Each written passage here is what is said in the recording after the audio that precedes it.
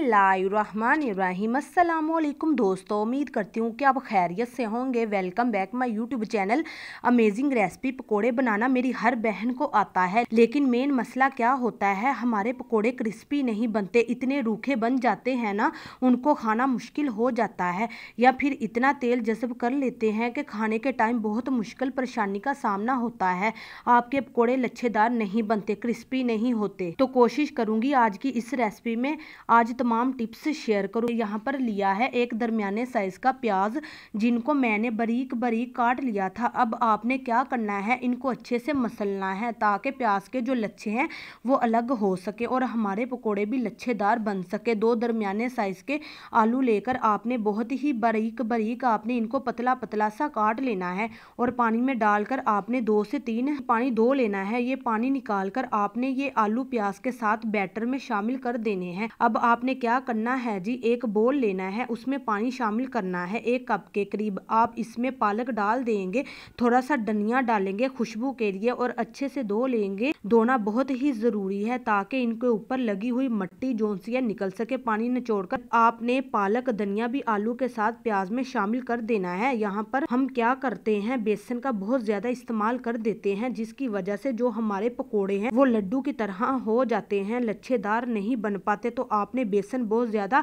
इस्तेमाल नहीं करना। हाफ कप के करीब बेसन लिया है। अच्छा जी, ठेले वाले क्या करते हैं, ठेले वाले इसको क्रिस्पी बनाने के लिए इसमें मैदे का इस्तेमाल करते हैं। यहाँ पे 3 खाने के चम्मच मैं इसमें मैदे का इस्तेमाल करूंगी। इसके बाद इसमें हरी मिर्चें 2 से 3 बारीक कटी हुई जाएंगी। अब इसमें नमक शामिल करेंगे, हाफ कप के हिसाब से हाफ चम्मच नमक डालेंगे। हाफ चम्मच इसमें कूटी हुई लाल मिर्च का इस्तेमाल करेंगे। पकोड़ों में लाल मिर्च का पाउडर नहीं डाला जाता। अब जो स्पेशल चीज है लाजमी डाली जाती है, धनिया, साबुत धनिया 1 खाने का चम्मच आपने हथेली पर मसल कर डालना है। हाफ चम्मच साबुत सफेद जीरा और जी अनारदाना लाजमी डालेंगे। थोड़ा सा अनारदाना, सूखा अनारदाना डाल दिया है ताकि पकोड़ों में खट्टा मीठा फ्लेवर आ सके। अब यहाँ पर आपने एक बात को लाजमी नोट करना है, आपने पहले पानी डाले बगैर सारी चीजों को अच्छे से मिक्स करना है। मिक्स करना इसलिए जरूरी है क्योंकि ये देखिए प्याज हो गया या फिर आलू थे, पालक थी, इन सब में कुदरती तौर पर पानी मौजूद होता है।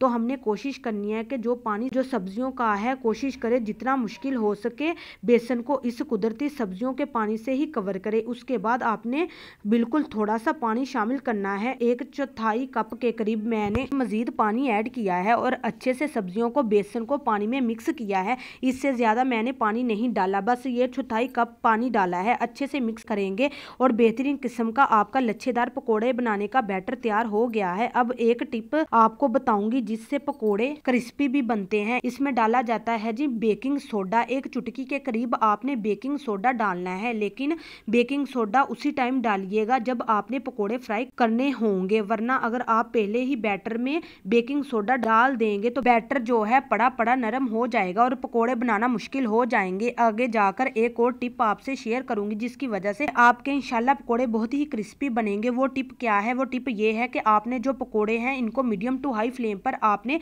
पकाना होता है, फ्राई करना होता है। जब हल्की आग पर आप पकोड़े फ्राई करेंगे तो सारे का सारा तेल जो है पकोड़े अपने अंदर जज़ब कर लेंगे और क्रिस्पी नहीं बनेंगे। अच्छा, आप इसको कढ़ाई में भी डीप फ्राई कर सकते हैं, लेकिन मैं उन बहनों और भाइयों के लिए जो अभी नई नई कुकिंग करना स्टार्ट हुए हैं उनके लिए ये तरीका लेकर आई हूँ कि आप फ्राई पैन में भी इसको शैलो फ्राई कर सकते हैं। तो चलते हैं फाइनल लुक की तरफ। तो यहाँ पर देखिए माशाल्लाह अल्हम्दुलिल्लाह, देखिए जी मेरी अल्लाह की शान, उसकी रहमतें बरकतें जिसने दी हमारे हाथों में, हमारे खानों में। तो मेरे प्यार प्यार दोस्तों, स्पेशल अफ्तार रेसिपी तैयार है, पकोड़ा रेसिपी तैयार है। आई होप कि आपको मेरी ये वीडियो बहुत पसंद आई होगी। अगर पसंद आई है तो लाइक कीजिएगा, शेयर कीजिएगा, चैनल को सब्सक्राइब करना मत भूलिएगा। दीजिए इजाजत, अगली वीडियो तक अल्लाह हाफिज।